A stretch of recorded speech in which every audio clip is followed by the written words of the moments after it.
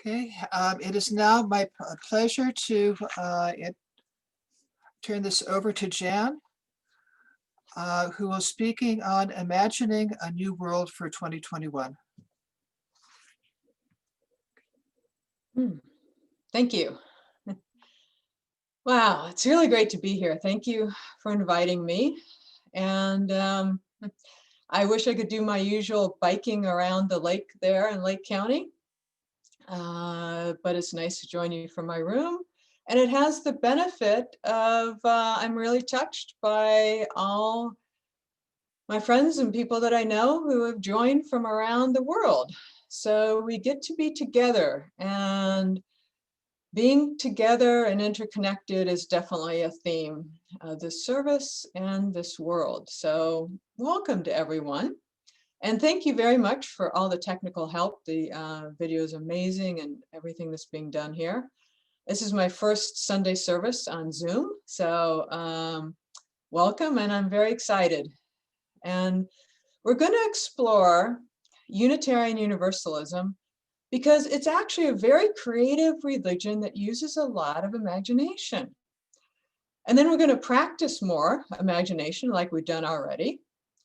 And then we're going to take a look at how does society change? And we'll look back at 2020 and forward into 2021, which in just over a week, 2021 has already become quite the interesting year. So, as I said, Unitarian Universalism is really quite based in imagination and exploring. And if you're new or not familiar to UU, we're quite a different type of religion. And often we're seen as a rational, intellectual religion, or we stand out for our social consciousness and activism. Sometimes people actually think we're not a religion because we have no dogma or creeds, and they can't imagine a religion that doesn't consist of a group of people coming together, agreeing on creeds and dogmas. So for UUs, we believe we have the freedom to believe what fits for us. So in our faith, there are theists, atheists, and agnostic. People use practices from spiritual traditions like paganism, Buddhism, Judaism, Islam, Christianity. And it's our 7 principles that were read at the beginning that hold us in common. And if you combine our 1st and 7th principle, you get that we affirm and promote the inherent worth and dignity of all beings that are part of the interconnected web of our world. And if you look at our 3rd principle, the encouragement to spiritual growth, and our 4th, a free and responsible search for truth and meaning, then you get a lot of creativity and imagination. Now, my father, and I loved you put the slide up of when we came up to Lake County back in 2018, he was in his 100th year, and he was advocating for thinking positively, especially around aging, and searching for truth and meaning in life had kept him healthy and active right up to the end of his life, when he kept doing what was very dear to his heart, which was trying to work to build a better world. Now, in addition to my father, I want to cite a couple other famous UUs. P.T. Barnum of the Barnum and Bailey Circus fame was a Universalist in Olympia Brown's parish in Connecticut, and she was the first woman officially ordained as a minister by a national denomination. Before then, most people couldn't imagine women being ministers, and now in the UU denomination, the majority of ministers are women. And then there's Rod Serling, who created the TV series Twilight Zone, was an avid Unitarian who discovered that he could comment on social issues more freely when set in a science fiction context. He knew people open their minds more to possibilities when activating the imagination. To quote Serling, "You unlock this door with the key of imagination. Beyond is another dimension, a dimension of sound, a dimension of sight, a dimension of mind. You're moving into a land of both shadow and substance, of things and ideas. You've just crossed over into the UU zone. Now, the challenge is to use our imagination in a positive, life-affirming direction. Unfortunately, we have witnessed recently in our nation's capital what happens when people believe and imagine things that are not true. When people use imagination for racist, extremist agenda, it can put a nation in danger. Because imagination is powerful. It can guide our actions, affect our emotions, relationships, and influence our spiritual sense of the world. While we can't control what does or doesn't happen to us, we can create the meaning that colors our world, like paying attention to the different colors and objects in the room, as we did in the exercise earlier. So simply imagining someone giving me $100 doesn't mean I make it happen. But if someone does give me $100, I am free to imagine the meaning attributed to their action. For example, I can be happy and think, wow, somebody gave me $100. That's great. I could feel insulted. What, they think I can't make $100 on my own? I could get suspicious. What are they going to want from me now? Or I could feel guilty. Oh, gosh, they're going to, they shouldn't do this. Oh my God, they can't afford that. I shouldn't accept it. Or I could get angry. What's $100 nowadays? That's nothing. Why didn't they give me more? The possibilities are endless because our mind is very proficient at imagining someone else's motives behind a behavior. Now, as a psychotherapist, I often suggest to clients, assume the best. Especially I use this with couples and families. I give them permission slips, like psychological prescriptions. Permission to assume the best, most positive scenario that makes you feel good. And sometimes this works like magic. Clients will come back and say that the number of positive interactions in their family and couples relationship increased dramatically. And that's because of two factors. One is noticing the positive, and the other is when you know someone is looking for positive things that you're doing, you tend to do them more often. Now, obviously, if someone is being cruel and demeaning, this doesn't work. But if there's some ambiguity, assuming the positive moves in that direction. Now, I do want to say a disclaimer because I'm not proposing what some people have claimed, that by thinking or praying in the right way, you can manifest what you want. And conversely, if things happen that don't work out, it's because you're thinking in the wrong way. Unfortunately, I believe one's ability to control their external world is more related to the amount of privilege they hold than to their ability to imagine. But imagination is very effective when focused on feelings, relationships, self-worth, spiritual connection, motivation, and creativity. So let's do a little exercise together here. And this is where you can use the chat feature, and I'll help out with watching that. But I've got a box here. And for those not on video, it's a wrapped box that's tightly closed. But we've all just gone through the holidays, so I think we're all used to imagining what could be in a box. So I want you to imagine what is in this box and imagine something that makes you smile or something wonderful. And go ahead and chat. And think of what could be in this box. Chocolate. Ha! I knew it. And a cat. That's really funny. when I was practicing this, I was imagining somebody saying chocolate and a cat. And we've got joy, a knitted hat, a beautiful piece of obsidian, light. Let's see, I think I saw a puppy there. That's wonderful. Now expand. There's more of my room here and my whole house. So go large.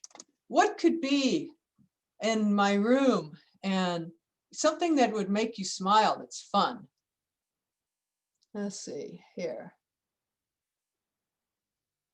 Go ahead, get larger in your ideas. Okay.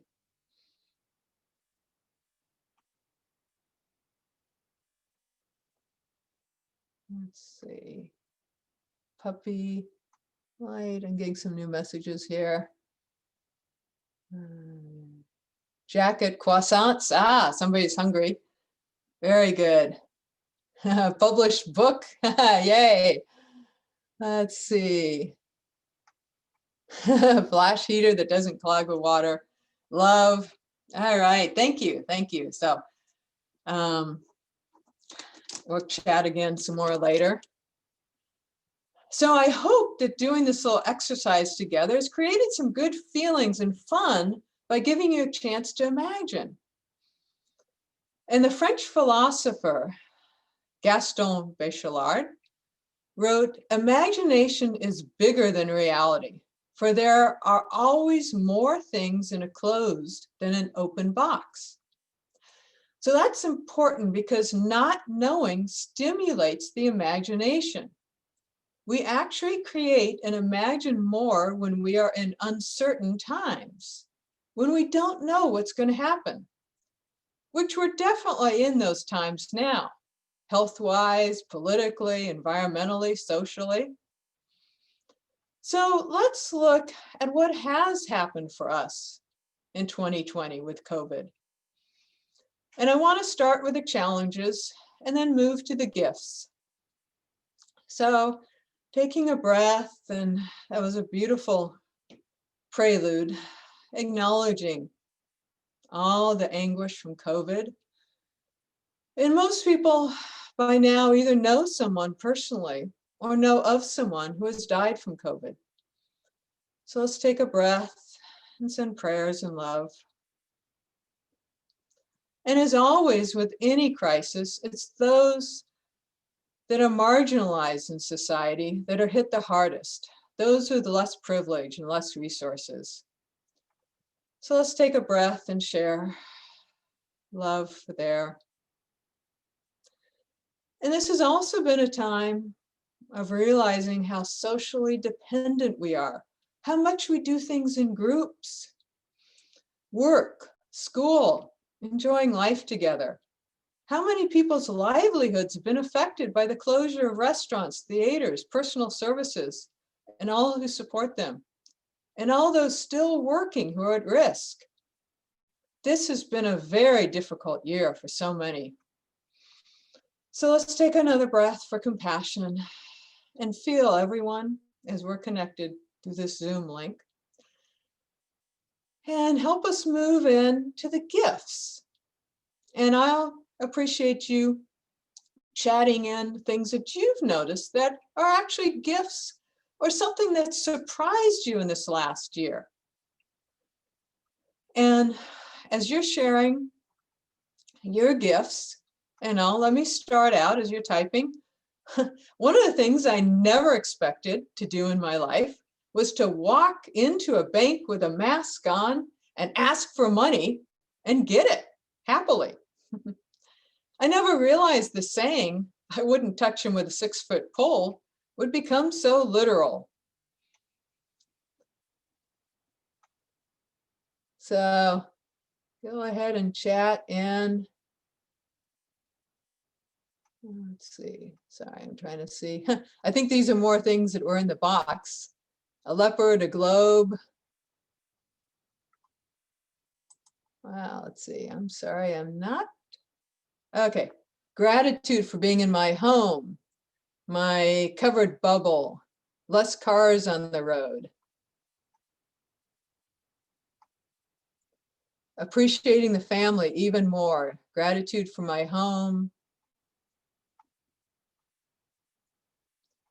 I apologize, for some reason I'm not able to scroll through here. My new granddaughter. Yes. Gift of a slower pace, definitely, and people connecting together more. People and kids able to be more creative. So thank you for all those sharings.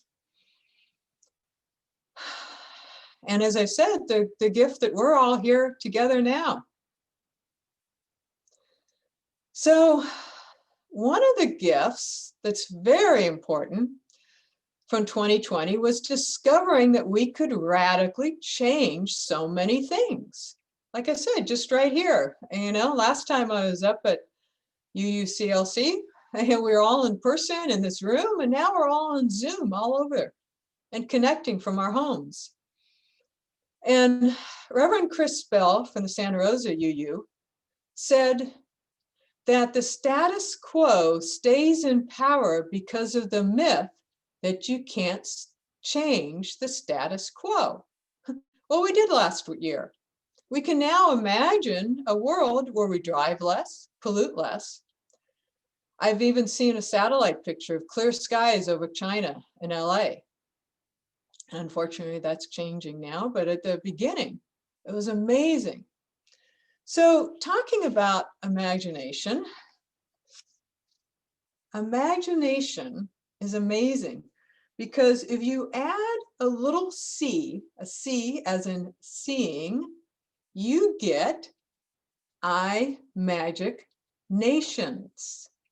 That's the power of imagination, is I magic nations. And for those who can't see this, if you write it out sometime, you just write imagination and then put a C in the middle and you get I magic nations. That's how powerful imagination is. And remember, it is most active when we don't know, the closed box. There are so many unknowns in the world right now. So hopefully we can reimagine democracy where everyone's included. Because when things get dismantled so much, it gives us an opportunity to recreate and reimagine coming together in healthier ways. In New Zealand, they've given a river the same rights as a person. Imagine if in the United States, our natural world had the same equal rights with humans. We would have to treat it very differently. Now, I'd love to say that this last year has made everyone more aware, but that's part of the being human is free will. So it's really given us the opportunity to be more aware, and some people have taken that opportunity more than others. And some in positive life-affirming directions and some in unhealthy directions. So one of the things is to look at social change and how it happens and how we can help move it into life-affirming, loving directions. So I'm going to take one example that back in 2008, I was working to oppose Proposition 8 in California, which was trying to take away marriage equality for gay and lesbian couples. Now, at that time, they were talking a lot about the bell curve. I'm just holding up the bell curve, that traditional thing with social where there's a big middle and then there's two extremes. And what they're talking about is they said that most people are in the middle here. And that they just want to be nice and to be good, but they're not sure which side to listen to. Because the two extremes say two opposite things. And so what they advised us working against Prop 8 was to focus on this middle portion, the most people there. Now, unfortunately, Proposition 8 did pass, but not long afterwards. In 2015, marriage equality was legal nationwide. Now, for those waiting to have equal rights, it was a long time. But sociologically, the rapid increase in acceptability of lesbian and gay marriage was stunning. our world is changing and able to change at rates we haven't experienced before. We are on the cusp of changing human global consciousness in a way that is new and very exciting. Now, looking at marriage equality, you don't actually need popular agreement in this middle area for social change, because back in '67, there was extremely little social support of interracial marriage equality. Yet it became the law because it was fair and the right thing to do.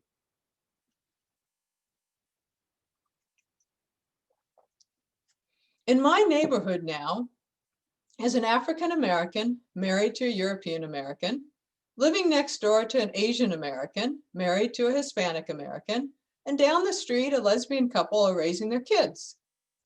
And some people on my block voted for Trump, and some people voted for Biden. And we're a neighborhood together. Social change doesn't necessarily move forward with total agreement. It moves forward because people are moving in the direction of love and interconnectedness. These are the energies of the universe. There is a universal force at work here that we humans are just beginning to understand and be able to utilize. Now, I showed the bell curve with so many in the middle, but lately it can feel more like a huge U curve where you've got the extreme edges. And I know I felt this with the elections and all, where it felt like there were all these over here and then these over here on the two ends, and a chasm between us. But if you bring the two together with the other one, so now I'm holding up this big U along with the bell curve that connects and brings everyone together, then what you get here is actually a circle representing oneness. And the challenge is to keep the balance, to keep where we are and not ignoring those on the extremes, but also not overly focusing on them, because really the biggest part is the middle. It's the oneness. So oftentimes, if we feel like we have to convince everyone, it can be discouraging and scary because we tend to focus on those people that are farthest from our particular position. But that's not how change works. I remember my father going door to door, working for marriage equality back in the early '60s, asking people if they would be welcoming to Black families moving into our neighborhood. Imagination helped him to do that because he imagined a world with love. In the reading shared by Clara Barton, she said, "I can't afford the luxury of a closed mind. I go for anything new that might improve the past." Her whole life story is of doing what was needed. In her late teens, a family friend suggested she start teaching school because she was extremely shy. So she took on a class of 40 students, many just barely younger than her, and she ended up winning an award for discipline. And Barton said, no discipline had been needed. She joined with her students in mutual respect. Later, she was working in Washington, trying to make way for more women in government service when the Civil War broke out, so she started nursing soldiers, doing what she could throughout the war. And later, in 1870, Clara Barton was vacationing in Europe when the Franco-Prussian War broke out. Having just heard of the Geneva Convention, which established the International Red Cross, she offered her services to the organization, which led to her creating the American Red Cross, which is active in helping people today. It takes imagination to keep doing what we can to change our world. Setting our imagination to look for things that are positive and hopeful focuses our creative energy. It's like with plants. The ones that get more attention grow more. We need our imagination to keep us focused on positive possibilities in the midst of a pandemic. Naomi Klein, award-winning journalist, wrote in the UU World magazine, "Our chances of winning a future grounded in an ethic of caring for one another and the earth are significantly better now than they were in that seemingly more optimistic time a year and a half ago." There have been lots of gifts and hard lessons from COVID. It slowed us down so we could look more closely at inequality and privilege in this country and how it affects people's lives, killing people by violence and through lack of health services.